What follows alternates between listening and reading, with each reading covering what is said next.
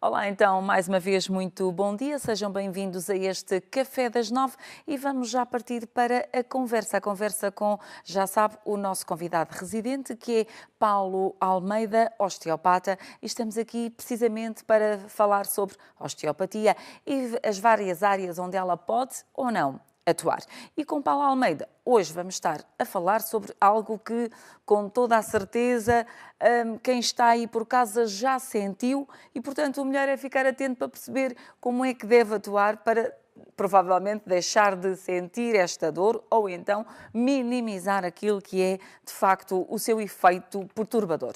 Paulo, muito bom dia. Espero que a semana tenha corrido bem. Correu bem, graças a Deus. Isso é que é preciso. Então, hoje vamos estar aqui a falar sobre uma dor que eu, como dizia há instantes, eu acho que é comum, que é uma dor no ombro. Acho que já todos sentimos aqui uma dor no ombro, não é? Mas sentimos porquê, afinal? As dores nos ombros são dos casos, assim como as dores na coluna, que chegam muitas vezes aos consultórios de osteopatia.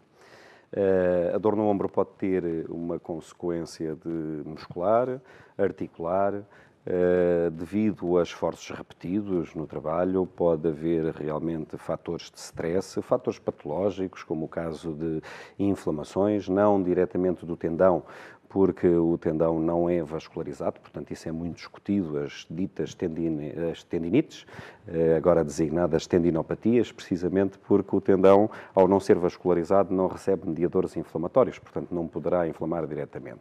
Mas sim as suas interfaces e todo o tecido envolvente é que, aí sim, é fortemente vascularizado e pode criar, devido aos stresses contínuos e fatores traumáticos que advêm precisamente do esforço repetido, as lesões de esforço repetido, as doenças osteoarticulares relacionadas com o trabalho, podem precisamente provocar um conjunto de patologias e que levem precisamente ao sintoma de dor.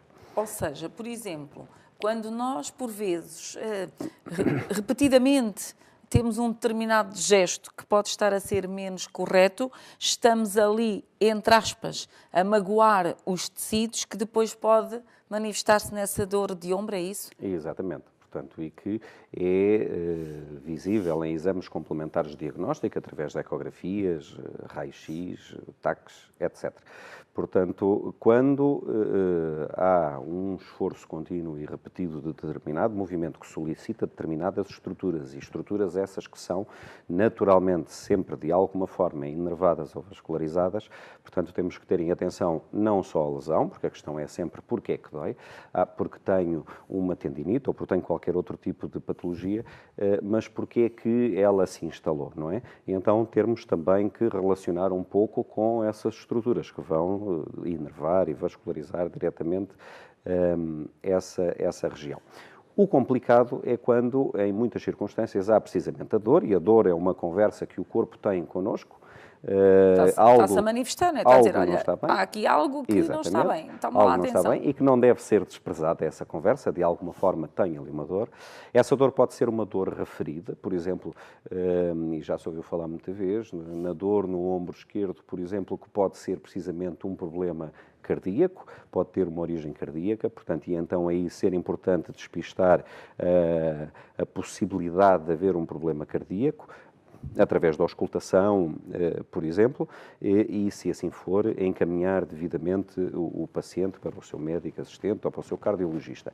No caso, por exemplo, do ombro direito, em muitas circunstâncias, e mais até do que possamos imaginar, podemos ter precisamente o envolvimento do fígado e do diafragma, envolvido na dor, do sintoma de dor no ombro direito. Se não vejamos, o caso do fígado, ele não está sozinho, não está suspenso no ar, ele está fixo precisamente à estrutura diafragmática através de ligamentos.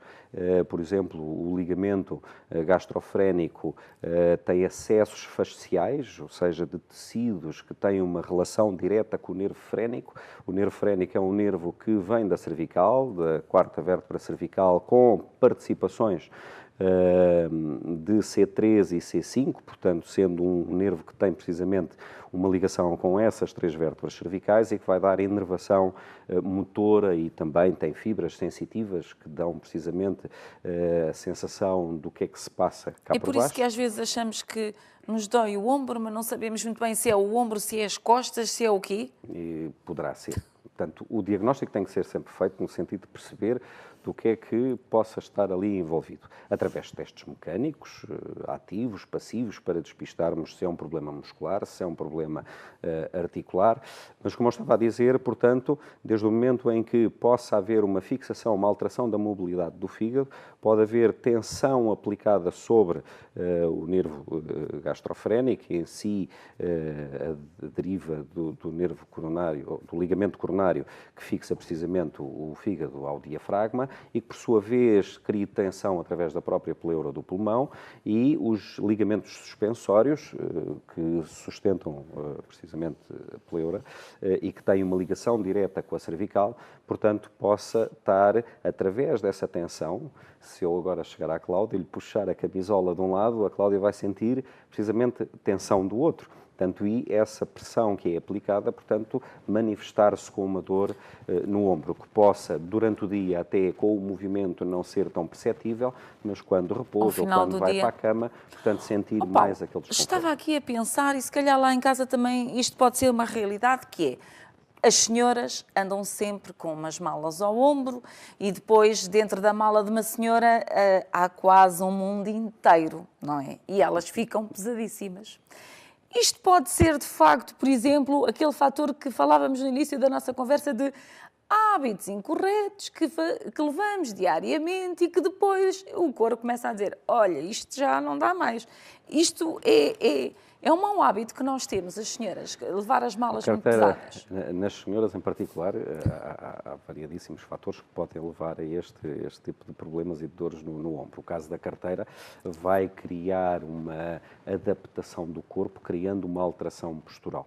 Portanto, e logo aí estarão vários mecanismos envolvidos, onde passará também por dois pontos. Primeiro, o tentar eliminar a consequência desse mau hábito, portanto, numa correção postural, e informar e tentar reeducar precisamente o paciente para que ele elimine de um hábito da sua vida aquilo que o levou precisamente a esse estado de doença. Quando falava, por exemplo, no caso das senhoras, e quando são senhoras que têm um peito muito volumoso, que em si, por exemplo, também criam muito peso, portanto, vai também criar, obviamente, uma tensão anterior, um fecho dos ombros, portanto, e onde vai criar também essas mesmas tensões, que aí já não será diretamente, ou poderá não ser diretamente uma alteração da mobilidade do fígado, mas sim de tensão devido ao peso que é aplicado. Portanto, tudo o que possa alterar ou desviar o nosso corpo do seu eixo pode levar a estas alterações. Exatamente. E estas dores nos ombros. Depois, a osteopatia pode então ajudar aqui a corrigir estas posturas e pode ir mais além, Paulo? Pode ir mais além, tendo em conta que o problema pode não ser um problema localizado, não é? O trabalho não é só, habitualmente, não é só no ombro, portanto, a cervical acabará por uma forma direta ou indireta estar envolvida, precisamente porque o ombro terá, o caso do nervo frénico, ao ter essa origem em C3, C4, C5, vai precisamente acabar por ter uma influência com o próprio plexo braquial. E então aí o trabalho não só feito ao nível da cervical, mas sim ao longo todo do membro superior, desde o cotovelo, o braço, o antebraço e até a própria mão, onde muitas vezes devido a estas alterações e que essas pressões ao nível neurológico pode criar precisamente comprometimento vascular ao nível do retorno venoso e da drenagem do próprio nervo e retirar essa viscoelasticidade do próprio nervo, criando manifestações de alterações sensitivas e manifestações de dor ao longo de todo o membro. Portanto, ao contrário do que nós pensamos, o facto de doer o ombro esquerdo ou doer o ombro direito não quer dizer que o problema esteja lá no ombro. Pode estar noutra parte qualquer que a osteopatia vai ajudar a descobrir. Pode estar no ombro, como pode não ser só precisamente o ombro. Do ombro, muito bem. Paulo, em 20 segundos, que mensagem é que deixamos lá para casa para quem está a ouvir-nos e pensa, pois, eu de vez em quando tenho estas dores, então o que é que deve fazer? Bem, se nunca consultou sequer o seu médico para despistar os sintomas da dor. Portanto, o que vai precisamente acontecer é que deve consultar ou o seu osteopata, no sentido de fazer uma primeira abordagem, no sentido de compreender se há alguma alteração do foro mecânico, do esforço repetido, de algum stress, algum processo traumático ou outro que possa ser sistémico. Portanto, se porventura não tiver facilidade em chegar a um osteopata, pelo menos fazer algum despiste através de exames complementares de diagnóstico, para que assim possa ter a certeza que não há um processo patológico associado.